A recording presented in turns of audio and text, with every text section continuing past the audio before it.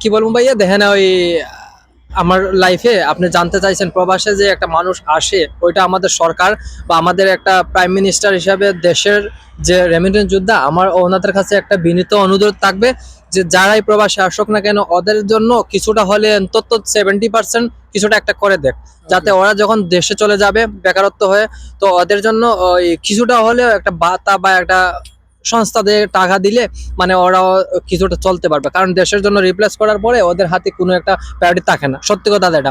যেমন আমি 8 বছর থেকে আছি, পরিবার দিকে তাকাই ভাই, আমার হাতে এখনো 10টা টাকাও নাই। ওকে। কারণ এটা আমার একটা লাইফ।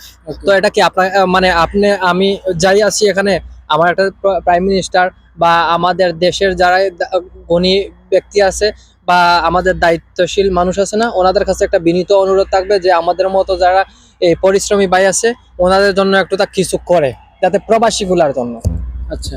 ওনারা খুব কষ্ট করে।